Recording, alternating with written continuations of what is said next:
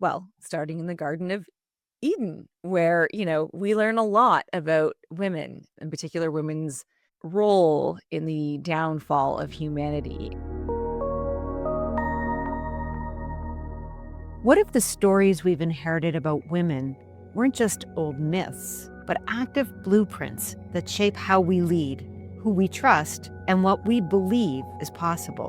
What if the cautionary tales we've absorbed about Eve, Jezebel, and even the Queen of Sheba weren't just symbolic, but actually strategic, designed over centuries to create distance between women and their own power? And what might change for all of us if we looked again? In this episode of Sense Making Conversations, I'm joined by Kadie Philp, the creator of the Garden of Eden, a powerful storytelling project that re-examines the most iconic origin myths through a different lens.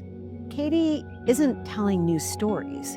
She's revealing the deeper truths hidden beneath the old ones. Truths about control, erasure, archetypes, and the quiet revolution that we can start if we choose to ask, is this really the story we want to live by? This conversation is going to challenge you. It's going to challenge your beliefs. It's going to open you, and it might even invite you to rethink what we've long accepted as historical fact.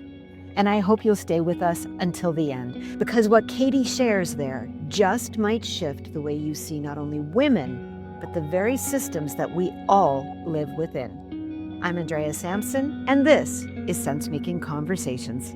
Let's get started.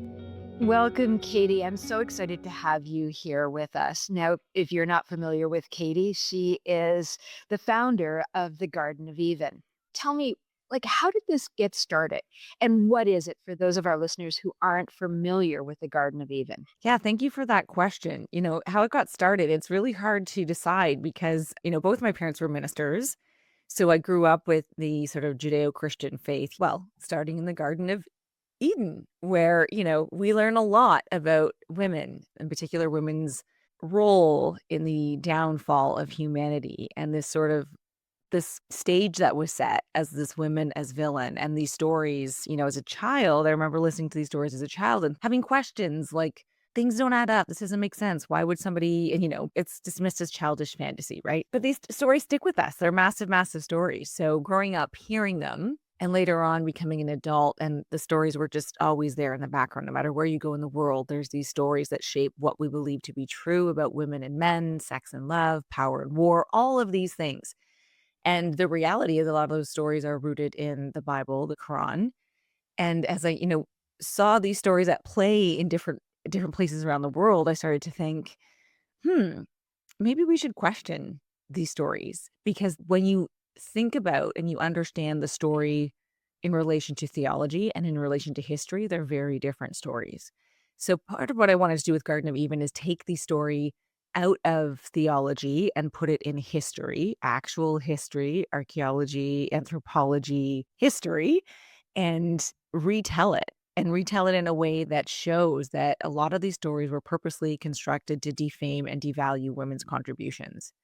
And when I started to retell the stories, I realized that there was no image I could put with the story. I'd want to tell an empowering story of Eve, and you and I worked on the Eve talk. And I thought, let's find an empowering story of Eve. And there was no image to go with it. So I had to commission an artist to create it. And I found that as I started to dig into women's stories and retell women's stories, Eve, Lot's wife, Queen of Sheba, Jezebel, famous stories or quips that we know, that conjecture was so good we never understood the real history. That when I dug into the history, there was no image that portrayed these women's stories. So I had to hire artists to actually create these images. So now the Garden of Eden is really a collection of these stories and images. I do events and exhibitions with the art and with storytelling and engage, and we cover different themes in every event and engage with women and men on what these stories mean and how they've played out over the centuries and how they impact what we believe to be true about all kinds of things in the world. As I listen to you, and I think for many of our listeners, probably the concept of these stories, whether it be Eve or Jezebel or Lot's wife, I think for many of us, we think of them as myth. And yet, Hmm. having looked at And having worked with you on some of these, I mean, there's so much that I learned Yeah. in terms of the way in which these stories are told and the way in which they could be told, given Mm, what you said, the historical context, the archaeological evidence, because even though they've been mythologized, in yeah. reality, they shape who we are as women often, and they shape how our society sees women. Your reframing of Eve was profound for me. The reframing of it as being a thirst for knowledge versus being Mhm. the violation of mankind. And when we see it as this thirst for knowledge, it changes how we see ourselves. And so when you think about the work that you're doing, tell us how you came across this idea that these stories should be reframed, and what impact do you think that will have on society as a whole, but actually the workplace, because I think this is where these mythologies actually create impact. That's a big question, and so the whole project really, started with the question, "What if?" What if we had celebrated Eve's hunger for knowledge was the first question I had, and flipping the script of saying, we celebrate her contemporaries, they're taking a risk, doing something outside of the cultural, social, spiritual norm, and we celebrate that. We call it a hero's journey, and they go out and they gain new knowledge, they come back and they enlighten everyone. That is essentially Eve's story. She has a hunger for knowledge. She wants to know. And she's sort of like challenging, well, why is this arbitrary rule here? So that was really the first question. And then it spun out into like all these what if questions, and each woman has their own what if question. But it comes down to when you bring it into the workplace, it comes down to the way that we have acknowledged and valued women's contributions because they've been entirely underplayed. And a really good example, well, two good examples is Jezebel and Queen of Sheba. Jezebel was a name a lot of women and even men know that name, and it was interesting for me because I would say, "Have you heard of Jezebel?" And they knew the connotation, they did not know really any of the story, either the biblical story or the historical story. And, Andrew, the first 5 women I did were women whose stories are told in the Quran, the Torah, and the Old Testament Bible, and it was actually just fascinating reading the story across those 3 texts because you already get a sense that different cultures and different times and moments in history are telling the story differently. So, like, you're automatically going, "Wait a minute here." Like, it's kind of like reading the Toronto Sun, the Inquirer, and CBC. Like like, no direct parallels there, but I'm just saying. Um, but what was consistent is that all of these women's contributions and what they did exceptionally well, be it leadership, power, wisdom, even military and trade brilliance, was completely downplayed, ridiculed, and trivialized. And so, people are like, well, what does that have to do with today? It has everything to do with today. When we think of Queen of Sheba, you often hear the quip, who do you think you are, the Queen of Sheba? A lot of women know that quip, and men are familiar with it too. And we use that quip, think about it, to call a woman out for being confident. And Yes. so I was sort of like, well, what did Queen of Sheba do to deserve this? Like, she must have been some real arrogant, whatever kind of woman. And the story is told so differently in the Bible than in the Quran, by the way, she was a historical person. So Yemeni and Ethiopian history have documented her story. And so when you read it in the popular version, which survived in the Old Testament, it was like basically a smear campaign. This was a woman who far surpassed her contemporaries in wealth, in intellect. And, Solomon had to trick her to overcome her, which I think says more about his character than hers. Mm, But the quip has become putting her down. And so there was a yes. common thread through all these stories. It was what women did and achieved had to be devalued and defamed. And we see that today in the workplace. We continue to see women getting paid less, getting promoted less. So, look, what does a story that's 3,000 years old have to do with today? Everything, because that was the beginning of downplaying and trivialize women's work and women's contributions. I mean, I certainly remember growing up, and my father used to say that all the time. Who do you think you are, the Queen of Sheba? I heard that a lot. What does it do to you as a child, as a young woman? It says, you know your place. Don't go beyond your Absolutely. station. Don't grow beyond the men around you, because it was usually men that would say that. And For me and my career, having started in a work environment, in an office environment in the 80s, I saw a lot of that kind of know your place. And I'm not going to say it's the same as it was in the 80s and the 90s. It has changed a lot, but we still see a lot of that kind of subversive messaging. It's maybe not so overt. You talk about the defamation of women throughout history, and those are strong words. I think they're appropriate words, but they're strong. Are we still living by that defamation in a way that is changing the workforce? Because, as I look at some of the work that's being done right now, Mhm. women are starting to mute their voice again. Are these stories coming back to haunt us yet one more time? It's a really tricky question because I think, there's a lot of conversation around the masculine, the feminine, and a lot of conversation around in order to rise to the top, you have to behave like a man. You have to adopt sort of the male principle of aggression and no empathy. And at the same time, we're starting to see a shift to more like human design and being more present and human at work, which is typically coded feminine, right? And what's interesting to me is the things typically coded feminine are things that have been less valued over time, like being empathetic, being soft, being compassionate. Those are stuff relegated to like women's work, right? Why women are clustered in care and clerical and these sort of like service-based things because we think, oh, that's just an extension of their nature, which may or may not be true. Like, I don't know. The nature versus nurture debate is massive and ongoing. And frankly, it doesn't matter to me, nature versus nurture. What matters is that what women have been coded or what's been coded feminine has been undervalued and dejected. Now there is like a trend, as I said, to this more like empathetic, compassionate leader model which again is coded feminine. So, how do we reconcile that in the workplace is a really big question for women and men. And I do see the desire to bring a different approach to leadership. My big question, though, is like, we've had those models. Jezebel and King Ahab led in partnership and collaboration. We've seen those models for thousands and thousands of years. They've just been trampled over. So I think we could actually learn a lot from historical models if we go back and ask the question, what if this had succeeded? What if this individual, what if Jezebel was able to lead in tandem with her husband and not be defamed? And we could even, come more modern. You helped me with my Joan of Arc talk. What if Joan of Arc had been celebrated as a brilliant military leader? She's an interesting character because she was entirely only able to achieve what she could do because God was on her side, said the French. Only able to achieve what she could do because the devil was on her side, said the English. Historians have called her crazy, epileptic, pathological, all of these things, but she was just a brilliant person. And I think if we look back in history, we can see so many stories where women were present, shaping the world around them, but we didn't look at that model as a bona fide, appropriate model.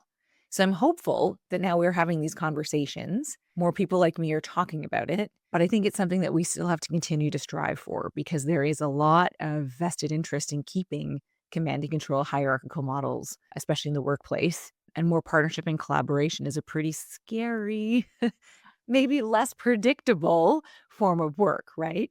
So I think it's a tough question to answer. And I kind of went around it a little bit to say, I'm hopeful, but there's so many models we can look at in the past for future success. I remember in one of our conversations, on that very note, you talked about Finland and some of the work that they've done Yes. around counting women's unpaid work. And do you want to tell that story? Because found that fascinating. And I think it really highlights and underlines what you're talking about right now. Thank you for bringing that up because, yes, this idea of partnership and collaboration, when we talk about women being in the workforce, by today's GDP metrics, it's a relatively quote unquote new phenomenon, right? In the 50s, we had like 30% women in the workforce. Now we have close to 90. So that's like massive transformation. But the reality is women have always worked. Like, I think it's just so funny that we're like, women are entering, like, no, women are entering the paid labor market en masse. Our entire economic system, from our nomadic tribal ancestors to when we started creating villages to when we created the, beginnings of cities, women have always worked. And their work always counted. Like, the work was always relevant and meaningful. It just stopped being counted when we created this sort of like global economic GDP system. And the story you're referring to is after World War II, when the League of Nations, which is now United Nations, was being created, all these, global metrics that could be compared were being created and shared across nations. And Finland was counting women's domestic labor as part of their GDP. And Finland's a very tiny country. So it skewed their numbers quite significantly because no other country was counting women's labor in their GDP. And so the rest of the League of Nations said, like, Finland, you have to stop doing that because it doesn't, like, you're just skewing the data. And Finland was like, this doesn't make any sense. This is work. Because the reality is women's unpaid work has always been the sort of underlying economic driver. And now, the labor market has changed. But when you think about when the mass, like kind of industrialized labor market happened, it was primarily men going into the labor market, getting paid, coming home. And there was a very much a social economic partnership between married couples where the woman's domestic labor was subsidized or paid for or taken care of by her husband's income. And there was an understanding of that relationship. And, obviously in Finland, that was valued. In other parts of the world, it's not valued. We still have that problem. Today women do more unpaid work, which prohibits them from participating fully in the labor market. So it's a different way of thinking about and valuing labor, that the work that women, or if it's a same-sex couple, one partner is doing so that another partner can go and earn, is labor. And for too long, we have just completely dismissed domestic labor, primarily, I think, because women have done it. I think if the roles were reversed, men were staying home and doing domestic labor, this would be, like, heroic. For sure, for sure. And I think we see that, and we have heard this message many times that domestic labor is not valued. It goes beyond that, right? I mean, and you said Mhm. it, equal pay for work of equal value. In my time, that was actually a big issue. Sure. And there was a lot of lobbying happening. And at some point it just went away. The problem didn't get fixed. No. The conversation just got quiet because nothing was happening around that. And I think we still see so much lack of recognition for what women bring because it is different than what men bring. I mean, you talked about it earlier, those soft skills, the empathy, but it's more than that. Women lead differently, women show up differently, women create an environment for others to show up differently. How do we Mhm. start to work together more effectively and value what each other brings, and specifically women? What can we learn from those stories, and how do we bring that into the workplace? Well, I'm gonna share from my own sort of, like, feminist perspective, and some feminists listening, if there's any, might, wanna jump through the screen and stab me in the throat. But, my parents, they were ministers, as I mentioned, and they did hundreds of weddings, and so I would go to all these weddings as a kid because it was, like, super fun to watch, the bride come down the aisle. It was just, like, the funnest thing for a little girl. And I would also overhear my parents because they had mandatory marriage counseling, for the couples. So I would overhear my parents giving this advice. And my mom would always say to the couple, "Remember, you're different with your clothes on, you're different with your clothes off." And the idea being that men and women are different.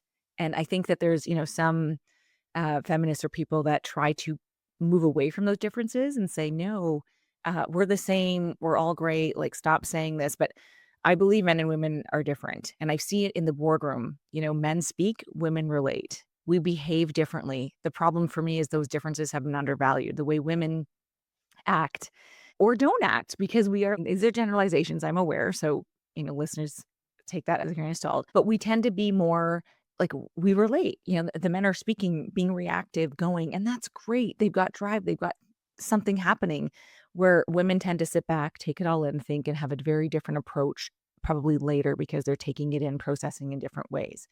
And I think that's the system that's been devalued. So, like, when we go now into boardrooms, is learning to value pausing, learning to value relationship building. I think women have incredible emotional intelligence, and that's something that, the nature versus nurture. Women are great caregivers. That's why they love staying home and raising children.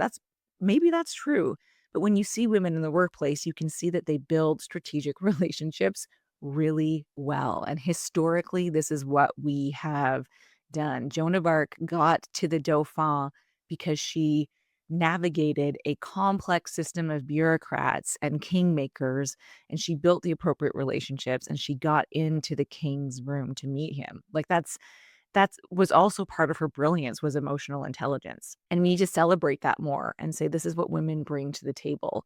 We do bring a different perspective. We have different ideas about risk. We know that now. We're seeing all kinds of research coming out. There's one mining firm, a Canadian mining firm, that pretty much only hires women as heavy equipment drivers because they said the safety and accident rate on women because they're much more cautious. We do things differently, and instead of getting angry about that, let's understand those differences and appreciate and value them, and not say, "This set is better than the other set," because they are Mhm. equally valuable, especially in different contexts. When I look at our governmental system today and where our government leaders are, you and I are both here in Canada, but when we look out globally, there's not a lot of women who are in the ultimate, leadership role within their government. We see a real backlash against women in leadership. I mean, certainly we just witnessed the US election in the last year, and some of Yeah. the rhetoric that was, used in that, where we had a woman running, and we actually heard things like, Yeah. "She's a Jezebel." Jezebel.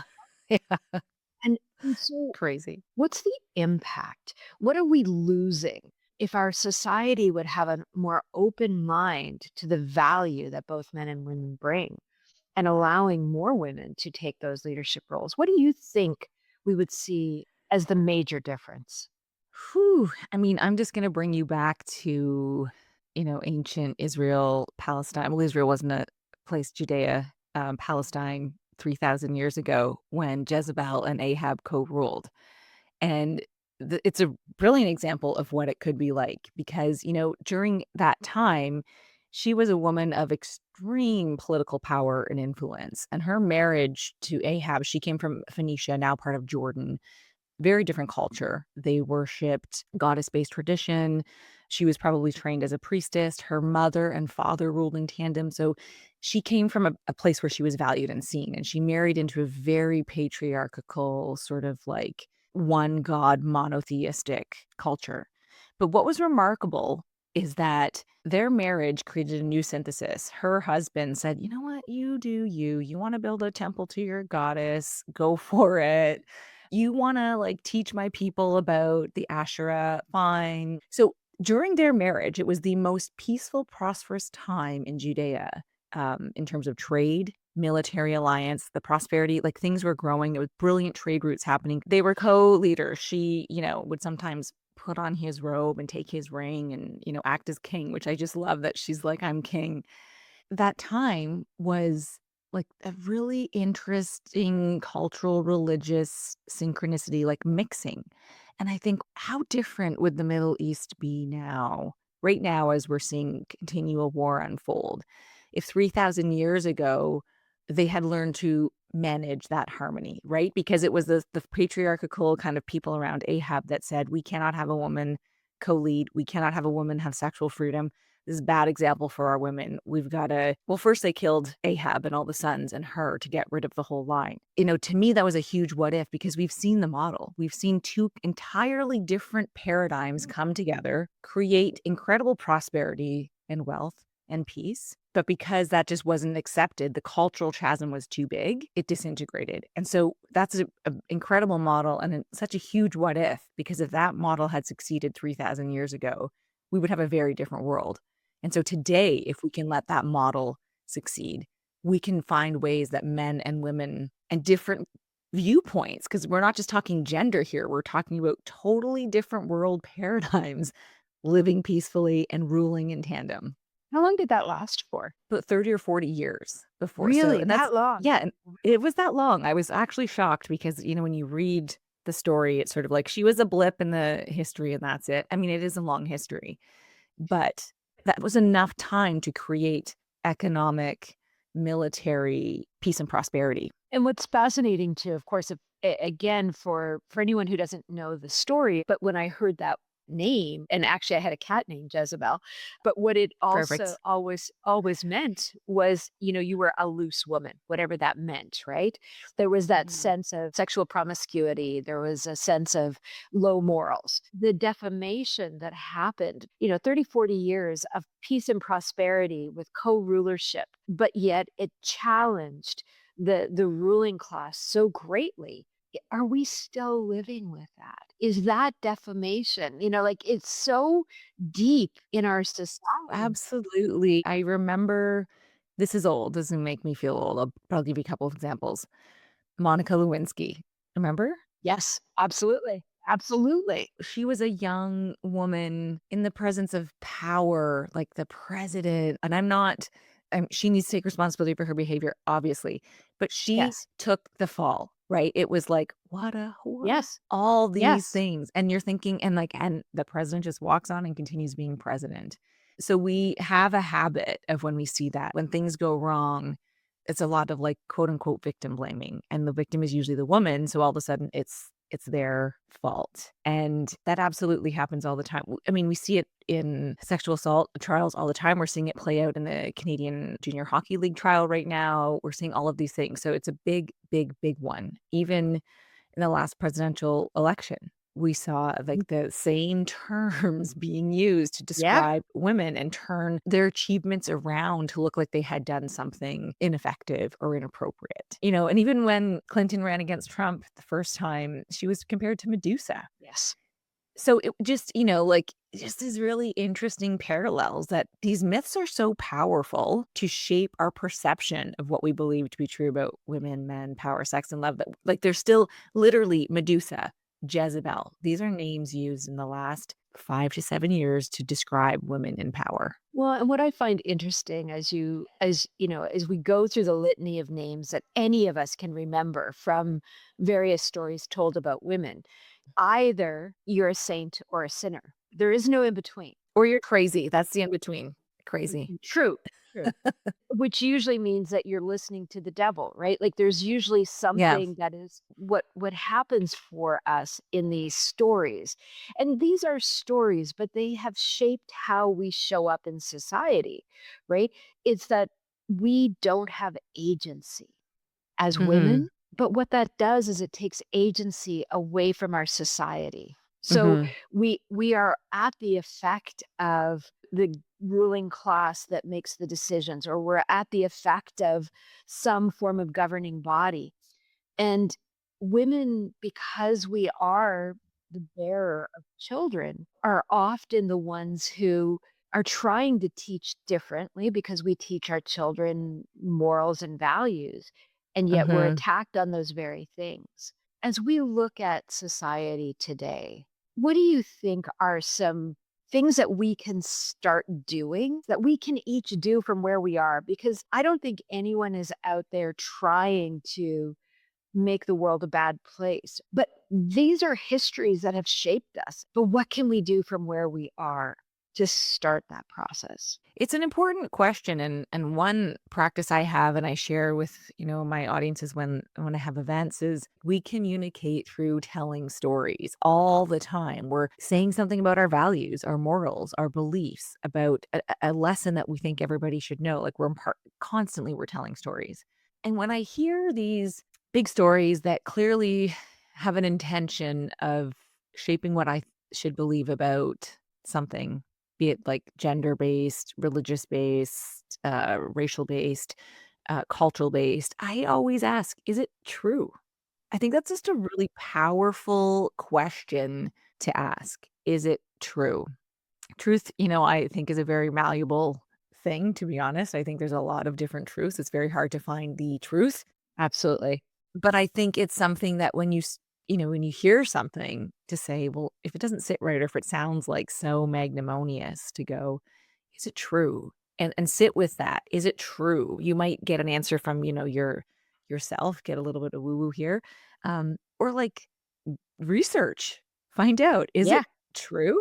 Like, that was a lot of the stories that I started with is like, is it true? Was Jezebel a whore? And then I go in and I'm like, oh my God, she was a really powerful political queen. What's going on here? Or was like, Sheba obnoxious. Oh my God, she outwitted her contemporaries nonstop.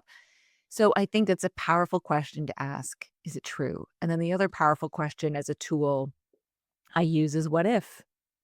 Like, what if it was different? What if, for me, it was what if we celebrated Eve's hunger for knowledge? What if Jezebel had been able to rule in partnership and collaboration with her husband? What if Queen of Sheba was celebrated for her wisdom? And then to go down and think about, well, what's the alternative here? If it's not true, Mhm. then what is the alternative here? And I think we can do that. It's such an applicable tool in our own lives and our own narratives. Like, even if you're dealing with self doubt or whatever in your head, you can go, is that true? What's the what if Mhm. here? And you can flip the script. And I think that is, just a useful practical when you hear things, because so much of what we hear is actually hearsay. People don't go beyond the headlines. They don't go beyond somebody spills some tea, some gossip at the office, and then that gets repeated. And so we have to Um, pause. we all know broken telephone, right? As soon as something Yes. is repeated, we've lost some of it. And I think that that is such a powerful reframe. Is it true? And in some of my previous conversations, we've talked a lot about the concept of fact versus truth. And of Mhm. course, everybody has their truths. And I love that you've gone back and looked for the facts, because the Mhm. truth is only the truth put through my set of values. And so to ask ourselves, why is that truth not sitting well with me, and Mhm. finding what is really underneath that is so liberating in many ways. And then the what if. I mean, this is the regardless of truth or heresy, the what if question puts us into a place of imagining. We can go back and revisit these stories, and we should, because they have shaped who we are, and they have shaped how we see each other. But Mhm. we have the power to create from here. And I think, if I look at the work you're doing and the reimagining that you're doing through the lens of what if, the artwork, the stories, you're giving us a new lens. And so when you look at the work you are doing right now, Mhm. what story would you recommend that our listeners go back and Mm. revisit and maybe Fro find a new truth? Ooh, from my project or from in general? In general, like, I think, like, I know it could be from your Well, project, because 'cause you've done some great work. it was so interesting. So, some people who subscribe to my newsletter heard part of the story of the genesis of the Garden of Eden. It was a question, what if we celebrated Eve's hunger was chasing me for years and years and years. And I put it on hold because I was going through like a fertility journey, let's say. And I had, a couple of miscarriages, lost some embryos and failed IVF, and I had to get a major surgery. And I was pretty at the bottom, recovering from the surgery, sitting at my cottage. And all of a sudden, the question came back, what if we celebrated Eve's hunger for knowledge? And I thought, this is what I need to do now. I need to create these new stories. Like, I'm the midwife to these stories now. And I remember reading Ovid's Metamorphosis. This is like Greek mythology 101, right? And a lot of the Greek myths are pretty awful. Like, let's be honest, Oh, they're full yeah. of rape. They're brutal. They are so brutal. And what was really interesting, because I read it in that moment of time and as I was starting to create the project, because the whole book is about transformation. And what was interesting for me is I didn't take it as gospel. And I think that's sort of we are raised reading, here's the canon. This is the Mhm. Greek myths. This is the Odyssey. This is Ulysses. These are all of the really important, quote unquote, works of literature you need to read in order to be educated, to have pedigree, to be astute. And I remember some of the stories in there were absolutely incredible and beautiful, but some of them were just, like, disgusting. And I remember it was almost like, "Hey, I can read this with my own lens. I can read this without the establishment telling me that I have to accept this as gospel, and I have to accept this as the pinnacle of literature." Because a lot of these stories are gross, and they perpetuate the idea of men owning women, and women should be ashamed if they're raped, like, all of these things. So I think going back and, when you're reading those stories, because those stories aren't going anywhere, and they're classic for many reasons other than the content, the composure, all of these things. but realizing that it's not gospel and you can read the story differently and you can challenge the story and you don't have to be a Greek scholar to read the Odyssey and go, "Hey, this is sick." Like you can read it and still appreciate it as a work of art that it is, and you can still challenge it. So I would say to people, like, when you're reading these stories, question it. And you don't have to, if somebody says, like, this is the most important author of the 21st century, and if they say something really horrific, you don't have to buy it. Yeah. Appreciate the prose, appreciate the structure. You do not have to take in that idea. I love that. And so go back and reread these stories. I remember years ago reading, I found a whole series of books written about the Battle of Troy, which told through the female perspective. And it was such an interesting perspective to see, Helen of Troy and these amazing women who had historical relevance and yet, again, have been painted as either pawns or crazy people. Reading it through the female perspective gave me a different understanding of that time in history. Now, what I've seen you do is bring it even further because you bring it to this time in history and saying, Mhm. what would our world look like today? Should those stories for 1,000 years have been true? If the Queen of Sheba had been Mhm. allowed to rule and not been made a scapegoat and been defamed in the way she was, what would our system look like? And I think that is to our listeners, listen for those truths and go back and reread those stories and find the feminine perspective, not because you want to understand women, but because you want to Mhm. understand yourself. Because I think that's the key is that in reality, these stories affect all of us. Oh, absolutely. Absolutely. They've shaped what we believe to be true in so many ways, and I think that's the fun part about going and reading them now is you can find new truths if you kind of, like, shake off the old ones. Kadie, your work is powerful and beautiful and poetic. What's next for you? What do you have coming up? And how can our listeners keep in touch with you?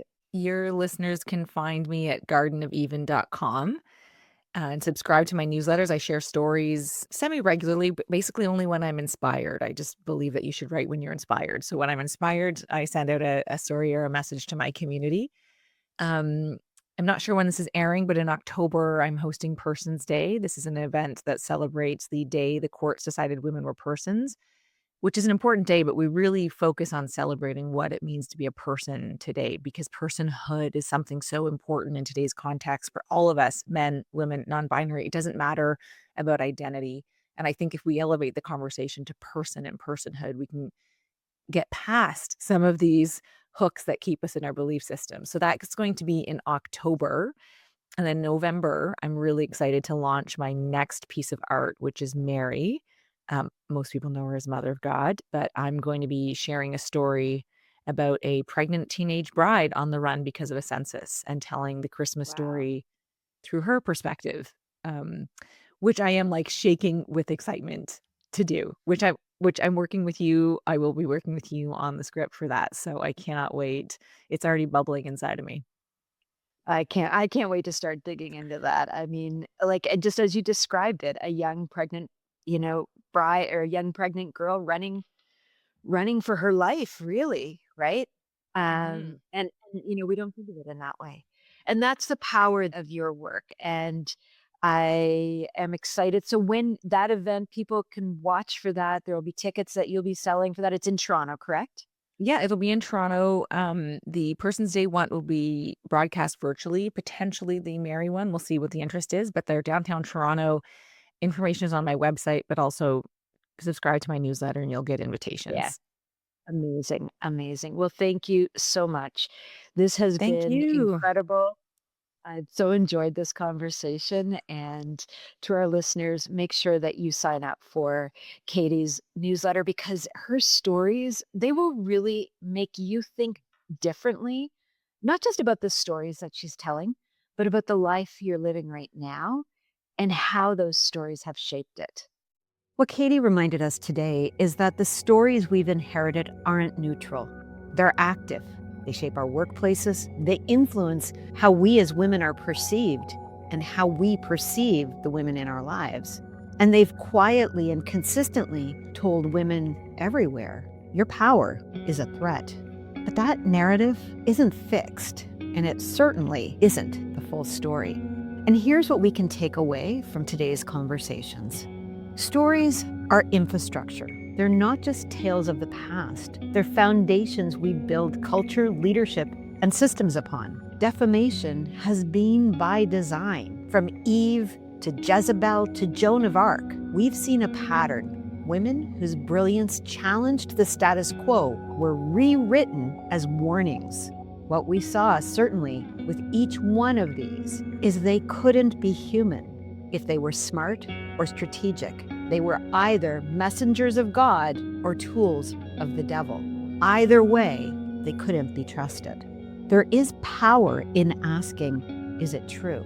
It's a question that invites discernment, self-inquiry, and the possibility of seeing through the inherited bias that these stories were written within. And when we ask, what if this story was different? We regain and choose to take creative agency. And that is where the new future begins. If this conversation stirred something in you, pause with it. Think about how you have been influenced by these stories. How do you see women differently by just simply changing the lens through which you see Eve, or perhaps Joan of Arc, or maybe even the Queen of Sheba? Ask yourself, what stories have I simply accepted without question because historically, that's just the way they were always told? And if we reimagine them, what might change? That's the opportunity that we're being offered. Because when we change the story, we can change the system. I'm Andrea Sampson, and this has been Sense-Making Conversations. Thank you so much for listening. And don't forget to like and subscribe for more episodes just like this. And if you found value in it, why not share it with friends who might also benefit from the conversations that we had here?